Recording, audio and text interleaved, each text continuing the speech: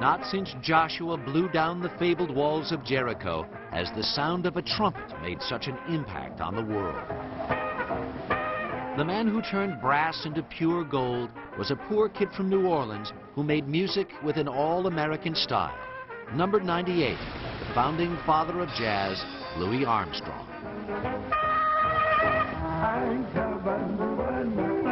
Along comes Louis Armstrong with that gravelly voice and that magnificent trumpet, and you think that there was some divine wind just moving through him that made us stop in our tracks.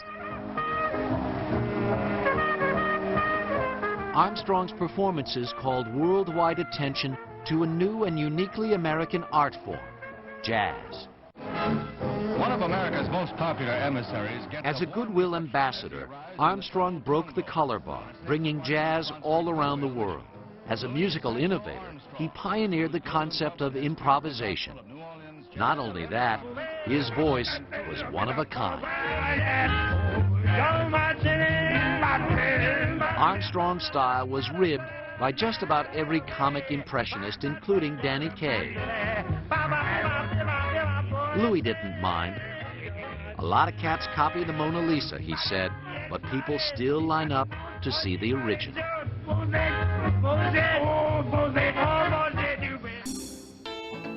Mandela insisted on walking so people could see him. The silver-haired black leader with his wife at his side waved to the huge crowd.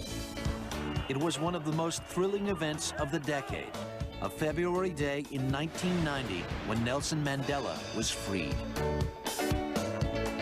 Mandela had been imprisoned for 27 years.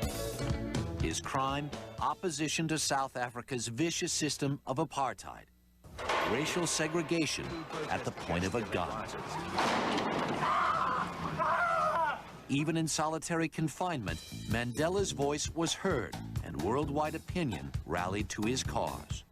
When they freed Mandela, they freed his country. In South Africa's first democratic election, blacks and whites came together to elect him president. His first act was to open his arms to those who had imprisoned him.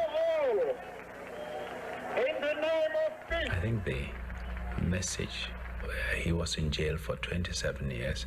He came out without bitterness, open and prepared to work with those who locked him up. And given what is happening on the African continent, you ask yourself, why can't they learn from him? Why can't they get his message?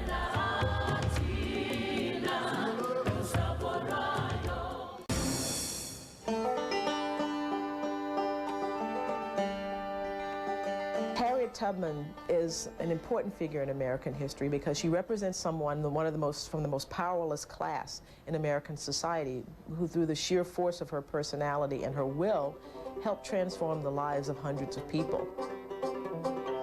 Former slave Harriet Tubman, the conductor of one of the most dramatic rescues in history, the Underground Railroad. There were no real trains on the Underground Railroad. In the years before the Civil War, it was a network of blacks and whites smuggling slaves out of the South. She had a bounty on her head that reached upwards, I think, of $40,000 at one point. She became friends with noted abolitionists of the day. It was tremendously psychologically important to have a black person operating in America at that time as a force for change. Harriet Tubman shows just how far women and men were willing to go to end one of the worst evils of all time, slavery.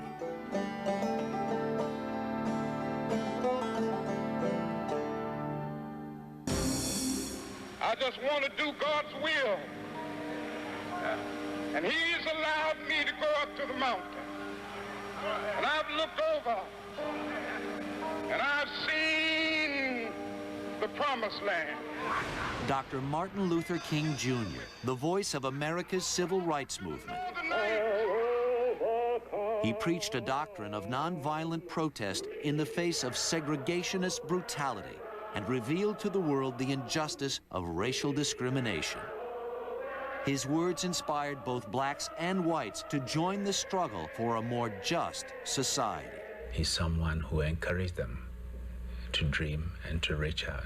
He's someone who got across to them that you don't have to feel inferior, you don't have to accept discrimination. The grace of Dr. King's vision was best expressed on an August day in 1963, the March on Washington. When all of God's children, black men and white men, Jews and Gentiles, Protestants and Catholics, will be able to join hands and sing in the words of the old Negro spiritual, free at last, free at last, thank God Almighty, we are free at last. King would die a martyr to his cause in 1968, gunned down by an assassin. Martin Luther King's ideals live on in America, the ideal that we are bound together, and if we work together, we can have the hope. The glory is in the striving.